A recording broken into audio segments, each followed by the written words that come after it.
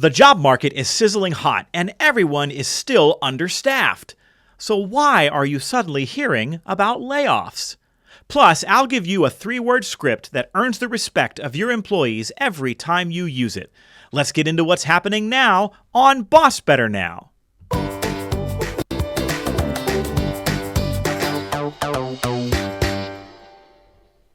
You're listening to BossBetter Now. This show is sponsored by Joe Mull and Associates. Now here's your host, speaker, and author, Joe Mull. Hello again, friends, and welcome to your weekly dose of advice, humor, and encouragement for bosses everywhere. I hope your week is getting off to a solid start, and I thank you for spending part of it with us. We are here each week to help you create the conditions at work that lead people to thrive. I've been teaching leaders how to be better bosses for almost 20 years, and as far as I'm concerned, that's the job. A great boss goes to work every day and says, I am going to figure out what these people need to be at their best, and then I'm going to fight like crazy to give it to them. So that's what we talk about here each week when we gather on our podcast. And each week, I am joined by my wise and engaging co-host, executive coach, HR advisor, and professional cave diver, Suzanne Malowski. Hello, Suzanne. Well, hello, Joe. Did I ever tell you about that awesome treasure I found in a cave in Hawaii? You did not. That's because it never happened. I've never dived in a cave or got a treasure, but wouldn't that be wonderful to think about? Have you ever done anything like cave diving, or did I just completely make that up? You completely made that up. I can't think. A little bit of snorkeling and, in Mexico, little bit of the, okay, when did we learn the lesson about stalactites and stalagmites? Mites? Is that yeah. the 2 words? The ones that go down and up? I think there's some caves here in Pennsylvania I remember touring and,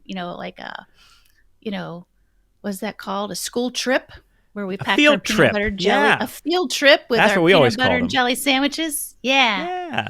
Yep. I think that's as close as I've ever gotten. But Okay. how about you? We did the closest I've ever come to cave diving. I guess technically it was cave diving. Was about a year ago. We went to Mexico, and my wife and I, and we visited cenotes, which are these caves that are underground, like they're underground rivers and lakes, and I'm absolutely butchering the definition, but it was really one of the favorite things we've ever done because it's just beautiful, and cenotes are only in certain parts of the world, and really just an amazing experience if you ever get to do it. Like you get the snorkeling gear on and you swim down under these caves, and it's really something else. Nice. Sounds like a blast. Well, let me make the not at all strange transition to talking about vacationing in cenotes and talking about layoffs. Yep, that's a real smooth transition that we're making right there. Actually, no, I have the transition. Are you ready? I'm ready. Go. Speaking of travel, last week I spoke at a travel conference and I got this question. Okay, that was pro-level transition, right, Suzanne? Oh, very good. Bravo. I actually regret that I did not just plan it that way and that it didn't just come out smoothly. I'm tempted to go back and edit and do it for real, but that would be inauthentic, so we're just going to keep rolling. Okay, let's go with it. But that is true. I was at a travel conference just recently in beautiful San Francisco. I got to speak to a whole industry of travel advisors. And these are specifically folks who book a lot of luxury travel. And I was there talking about employalty and all the conditions that we need to create at work to get people to join and stay and care and try. And I got a couple of questions about layoffs, right? People saying, hey, you're talking about how sizzling hot the job market is, and it seems like everybody's still understaffed, but all of a sudden I'm hearing about layoffs. And so I got a lot of questions. Is this something that we should be worried about, or what's really happening out there? And so before I share my take, let me kick it to you, Suzanne, because I know you have clients in all sorts of different industries. You have a manufacturing background, a healthcare background. Are you hearing concerns about this from the people in your world? Are people noticing this? Certainly, they're noticing what media is feeding us with the large industries and Right. the big impact. And, those are some really big numbers, Joe, so they can be disconcerting. What I'm seeing with my clients is more of maybe there's an adjustment here or there, which is the normal course of business. Yeah. Sometimes you do have to make changes because of contracts or budgets or things that are out of control. But that's also I would say it's very much in the normal ebb and flow of normal business, the hiring Yes. and the adjustments. I have a quirky transition if I can digress for just a minute. If you Okay. get laid off and got a really good severance package, you should travel. It's like you came right back around full I circle. did. I did. Well Yep. done. You're a There you go. pro. Total pro. Just trying to help. Okay. Well, I'm going to tell you, Suzanne, and I'm going to tell everybody listening what I told the folks in San Francisco at this conference when this question came up. And this is one of those moments where I'm just glad I had done my homework. Like when the jobs reports keep coming out each month and they tell us what happened in the month before, I found myself paying more attention to that than ever before, because so much of what I'm talking about out in the world right now is tied to what's happening in the jobs economy, right? There's so many conversations taking place around the degree to which people are able to fill positions. And is this really an issue of work ethic, or is this an issue of not enough people? And so let me kind of answer this in the way that I did when I was with those folks in California. You hit the nail on the head, Suzanne, which is that fear makes us click and read and watch. And so we're seeing a lot of hype-filled coverage whenever you see any layoffs taking place. But all the layoffs that people have heard about in recent weeks have been limited to tech, media, and e-commerce companies. And it's really been limited to the big players, right? We've seen Amazon, we've seen Microsoft, we've seen Google and Meta, who is the parent company of Facebook, have announced layoffs. They weren't massive numbers, but they were exclusively in these big tech spaces. Outside of that, everybody is still hiring. So I'm going to hit you with some data, okay? Because as I said, I've been paying attention to the job reports, and I am not an economist, and I am not a financial advisor or planner, but from a lay person, I can pay attention to what's going on out there. And here's what I can tell you. We have had 24 months of unprecedented job growth in the United States. We have been adding, on average, about 250,000 jobs to the economy every month, to the millions of unfilled jobs that are out there right now, fluctuating at any time between 6 and 8 million unfilled jobs in the United States. We are adding 250,000 jobs to the economy every month on top of that. That is 8,000 jobs a day added to the economy. That means there will be about 340 jobs added to the economy in the time that people listen to this episode of our podcast. I figured out that there will be 3 jobs added to the economy in the time that it takes me to complete this sentence. So there is so much growth happening in the market. We just finished the second best year of job growth in the history of the United States. And this is after 2 years of warnings that a recession is coming. This is after a year of back-breaking inflation. This is after a year of us being warned that, hey, the job market can't stay this hot for that long. But it has. And a lot of it comes down to the fact that there are just not enough people to fill all the jobs out there. Right now, there are still 1.7 jobs for every person in the workplace. So nearly 2 jobs for every person. We also know that unemployment is below 4% right now. And I said this on the podcast before. There are only a handful of months in the last 50 years when it's been lower than it is right now. I saw a number the other day that said if every single unemployed person in the United States got a job tomorrow, there would still be 4 million unfilled jobs here in the U.S. And so all of that to say, the layoffs thing is not a trend unless you work in these really big ponds in these tech companies. Is that the experience that you've been seeing as well? You alluded to that a little bit. Yes, Joe, and I thank you for doing that homework. I think that's a great lesson for all of us, because if you just read the headlines, or you're just, riding the surface of the wave of media is feeding us, then you can get scared and get overwhelmed and then misinformed, honestly. So yeah, I'm seeing healthy budgets. I see a little Mm-hmm. conservative bent to what people are willing Yeah. to do and spend for growth. I think it's careful, it's measured, but it's healthy. There's great optimism out there, and there's a responsibility for companies to not over payroll themselves, right? Yeah. And I think, some of the research tells us that some of these companies, I think, saved jobs, maybe kept people employed for a long time, kept things a little bit robust, and had to adjust at some point.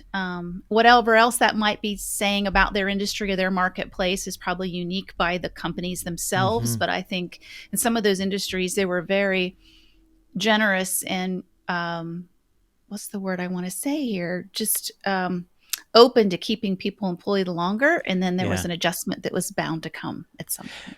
You alluded to this earlier, and you've just kind of hit the nail on the head there. We know that some of these really big organizations overhired in 2021, right? That we were coming back from the pandemic so quickly that these big organizations were just snapping up talent really quick to respond to demand. And so what's happening now in some of these bigger organizations and in these tech and media and e-commerce spaces is just a correction. It's a correction for some overhiring that was done, and like I said, we're not seeing it in any other place. I think what the bigger lesson is, though, is you're going to see these little ebbs and flows over small windows of time. But when you step back and look at the big picture, i.e. the years leading up to and since the pandemic, we are living in the middle of an era where people are more quickly and willingly switching jobs in pursuit of an upgrade, right? We see that clearly in the hiring data. We see that clearly in the jobs data.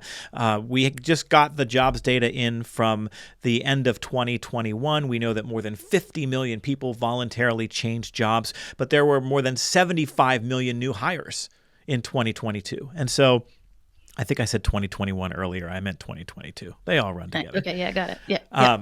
But we are still seeing all of this trend towards people saying, the role that I want my job to play in my life has to change. I'm not willing to be overworked. I'm not willing to be underpaid. I'm not willing to do work that's unfulfilling. I'm not willing to miss the important lives or moments in my kids' lives. And so when you look at those 250,000 jobs that are being added to the economy every month, the next question is, how many of them are great jobs? How many of them are jobs that pay a living wage and that prioritize quality of life for people who employ them? Because if you are a leader or a business owner and you're able to create those kinds of jobs, you're going to have a line out the door because you're providing what people are looking for at a time where there's this massive recalibration taking place around how work fits into our lives. And so what people have heard of as the Great Resignation, it's not an event, it's an era. It's been going on for more than a decade, and it's expected to continue. We're seeing that in the numbers. And it's a consumer issue. If we think of our employees, our future employees, as almost our customers, we have to differentiate ourselves, just like we do our products or our service. We have to be the company that is attractive because that's the only way we're going to be competitive. And it isn't, we've had different discussions about salaries and compensation, and you've got to be competitive there. But I did see an article this morning from Forbes that's saying, some of these people in the large companies might not be able to see their matched salaries if they're going to smaller startups or people, right? So think about that adjustment. Think about the total rewards, the work-life balance, the flexibility, the other benefits other than salary. Make sure you said big picture. Make sure you're looking at life from that big picture too, the totality of the things that a new employer can offer you. And as a boss, that you're doing everything you can to offer what's going to attract the right talent. It's such a great point. And a conversation I was having at this travel conference with another speaker who was there, who really is in the tech world.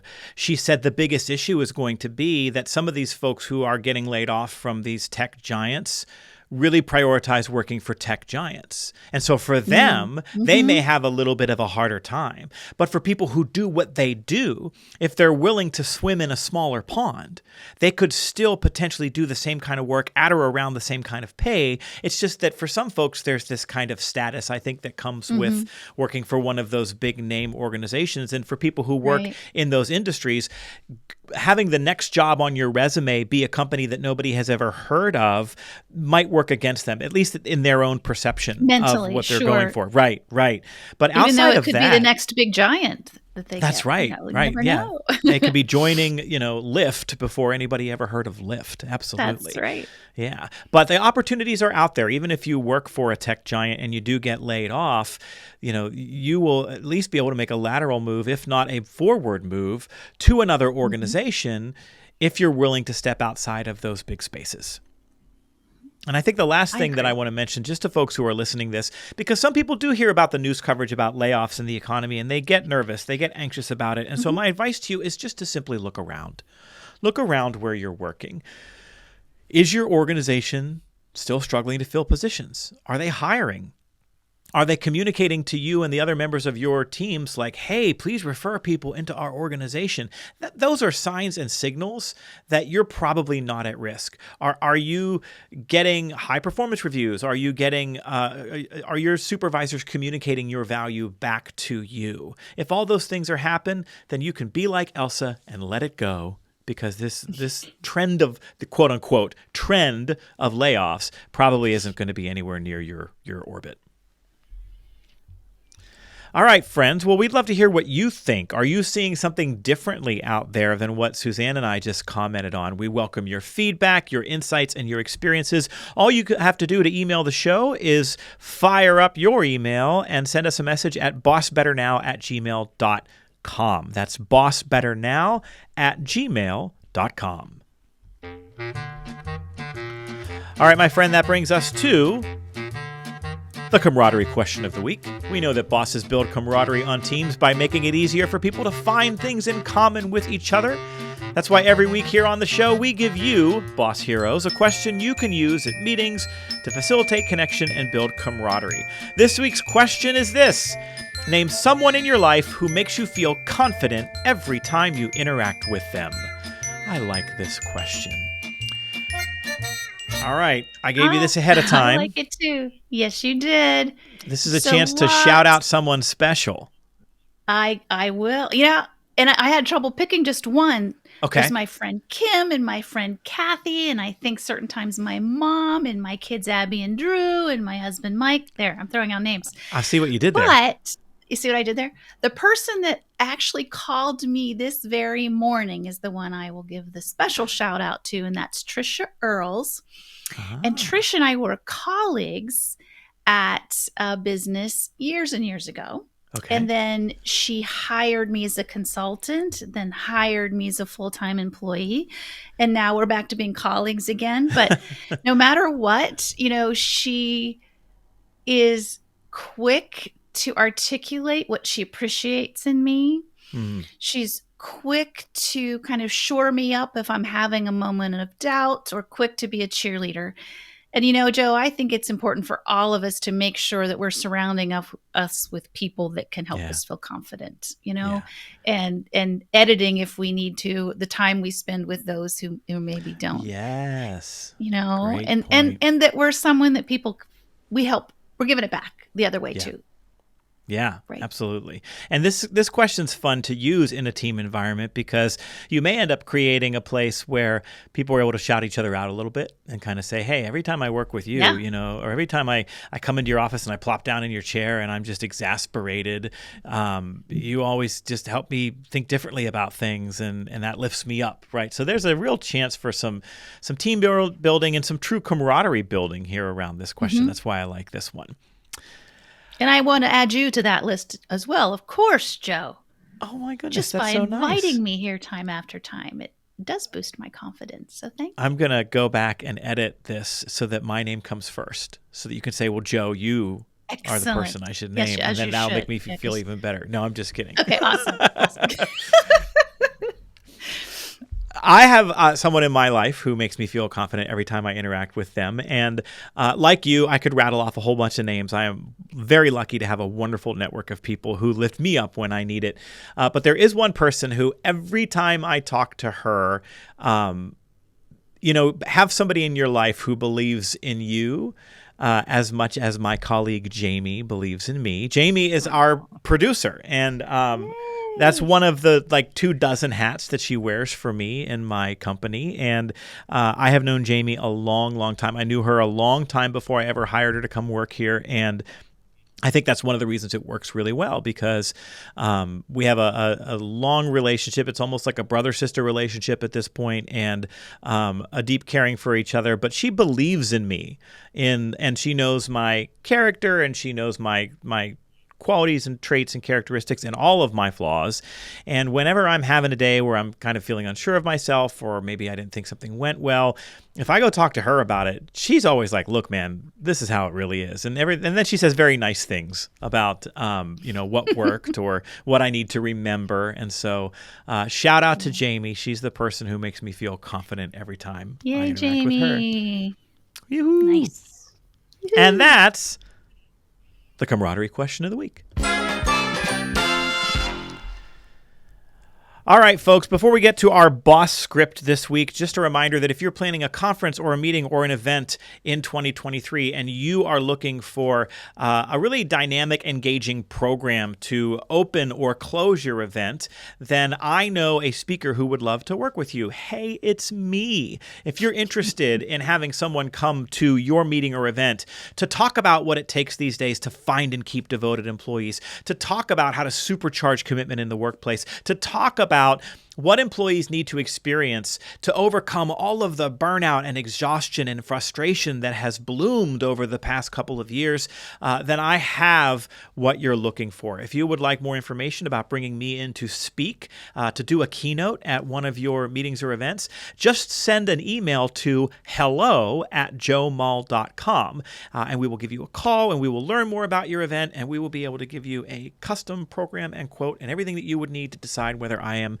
the right fit for that. So one more time, that email is just hello, HELLO, @joemull.com. And so now, a boss script.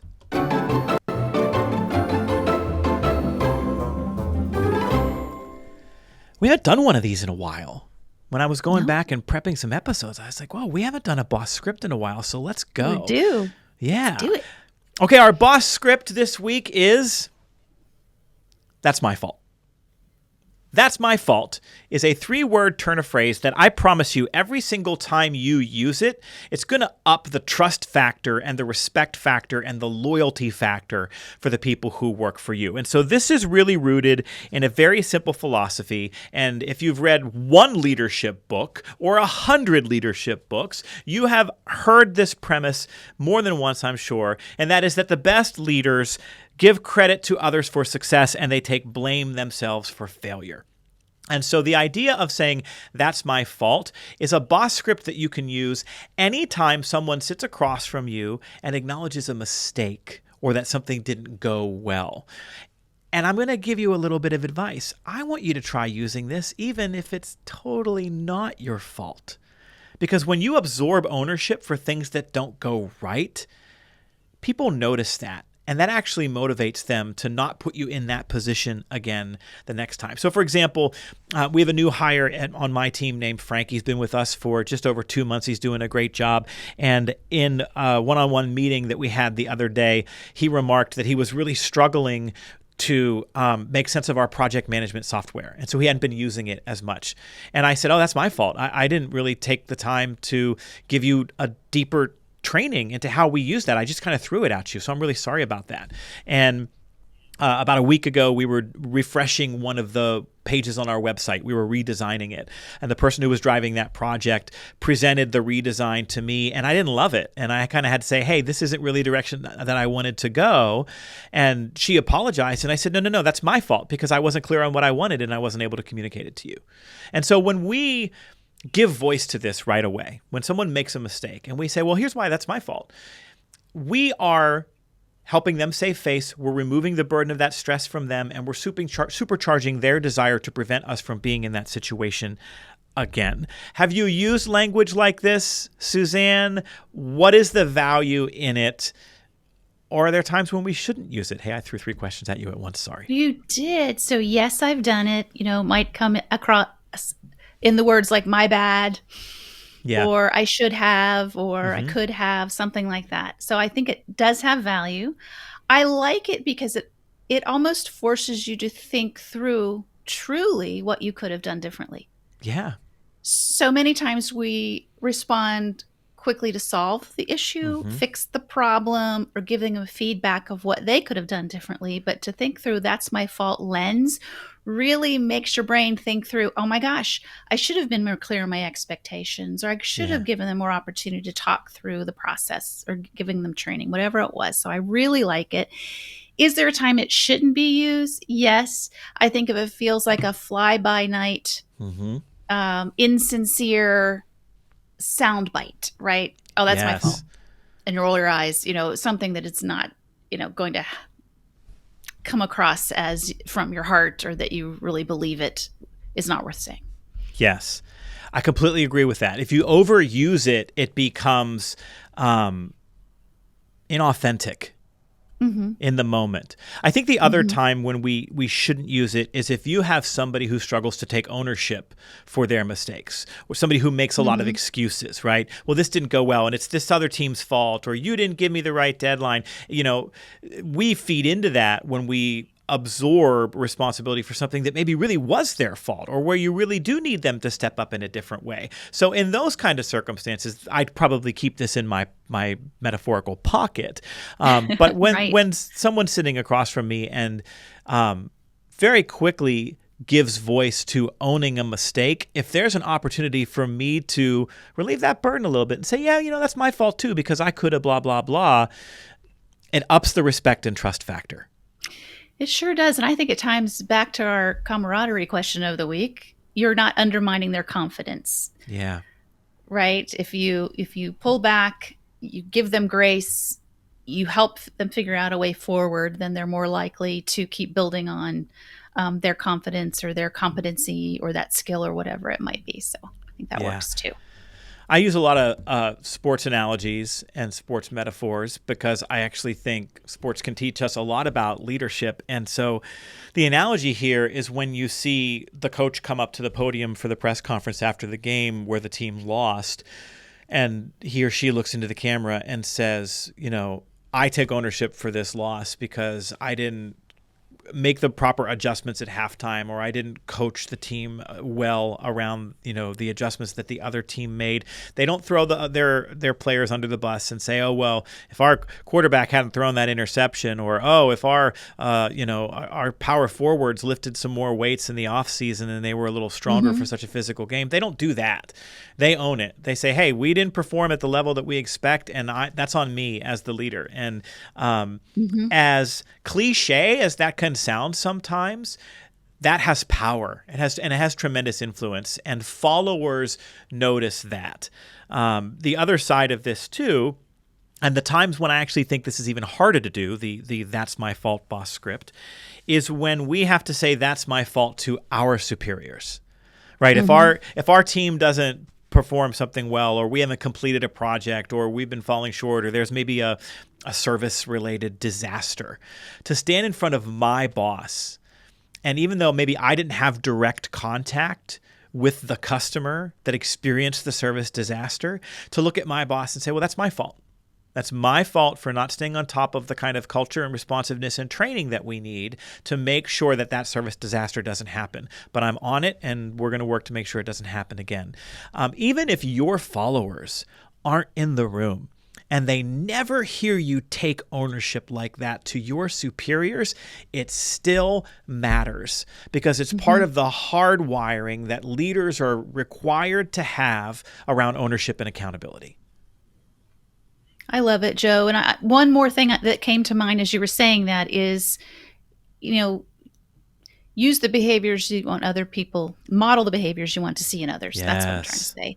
So if you're modeling that and you take responsibility, that's my fault in a meeting, they're going to feel like it's okay for them to do that, or they're going to learn that accountability is around the table or around the team circle or whatever, and they're going to learn to be able to say it to either to the team or to their subordinates, or they're just going to pay it forward. Absolutely. So I feel like that's our homework for our boss heroes. If you don't regularly engage in scripting like this or this kind of ownership of other people's mistakes, I want you to try it this week. When you hear somebody acknowledge that they didn't do something right or well, I want you to immediately say, well, that's my fault actually, because I could have blah, blah, blah. And when you do it, I want you to notice their face.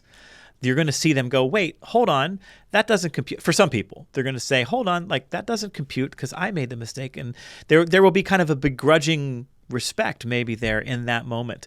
And keep trying it and keep seeing the reaction that you get. I think it's going to positively impact the relationships that you have and your ability to lead people more effectively.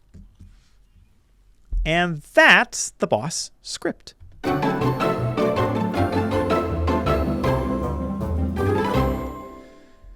All right, friends, that's our show. If you liked what you heard, we would love it if you would leave us a review, especially if you're listening to this on Apple Podcasts. Just scroll down to the bottom of our show, click the little 5 stars, click write a review, and throw a couple sentences in there about what you like about our show or this episode in particular. Believe it or not, reviews are really important to helping other people who are looking for a podcast on leading people or culture or engagement or management. It's really important that reviews get updated regularly, because it helps people find our show. So if you could take a minute, write us a review, we would greatly appreciate it. It means a lot, and it helps us continue fulfilling our mission to fill workplaces with better bosses. Thanks for listening, and thanks for all that you do out there to take care of so many.